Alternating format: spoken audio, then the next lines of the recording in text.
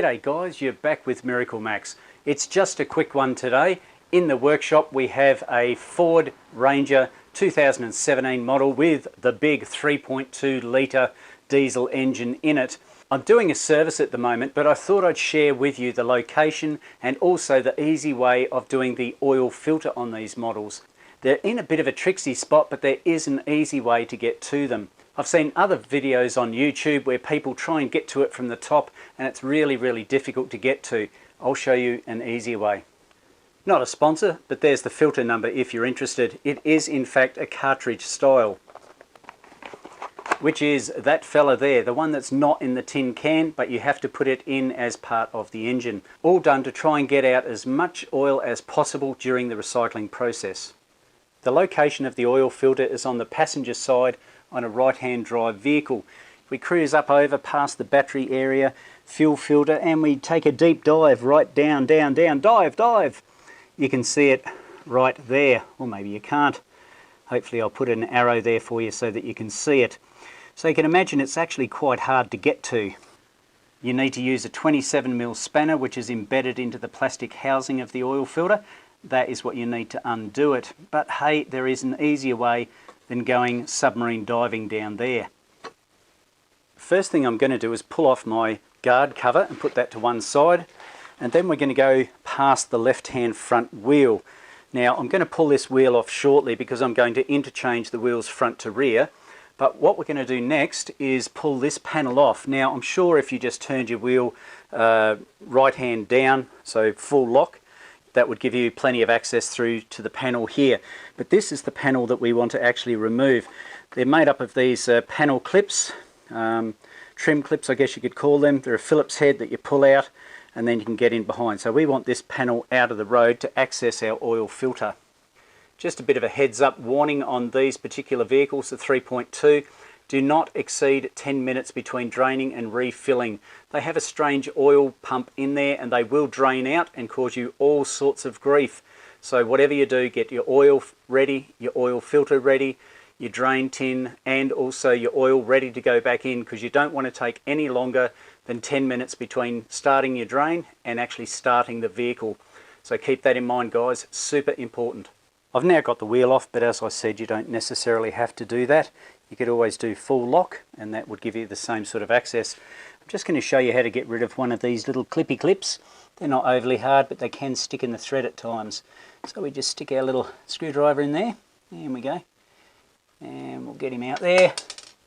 Pop that out and that should come out just like that, hey? Sweet.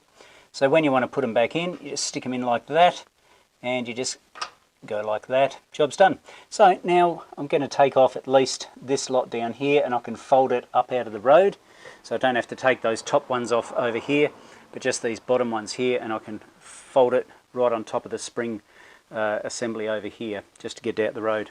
Before you replace your oil filter, make sure that you've got your oil sitting there, your funnel sitting there, and everything is ready to go even before you drain the oil. You don't want this to sit any longer than 10 minutes before you hit the key to start it up. That will create huge headaches as the oil drains away from the oil pump, and that's a no-no. That's a big headache. So let's get into it.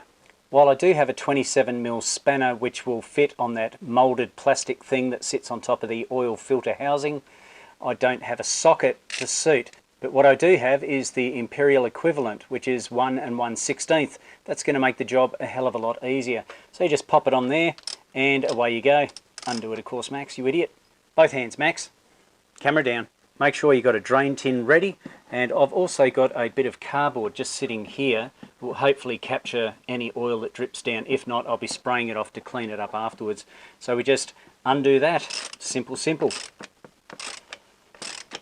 Okay, oil filter cap comes off, and usually the oil filter comes with it, as you can see. We're going to get rid of that oil filter and stick the new one on. Also keep in mind that there's an O-ring right here, and that comes in the kit. So there's your O-ring that comes in the kit plus your filter.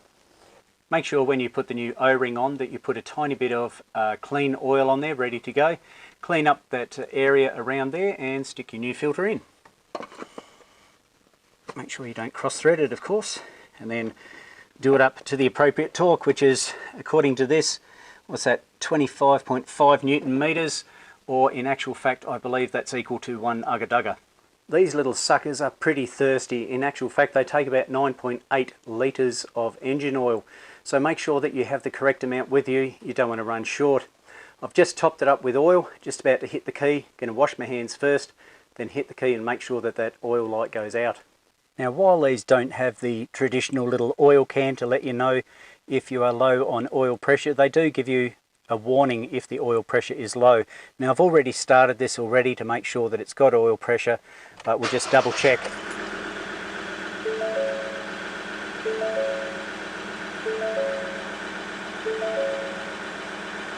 So apart from the door being open, there's no warning to let us know that we have low oil pressure, and of course the engine sounds okay as well.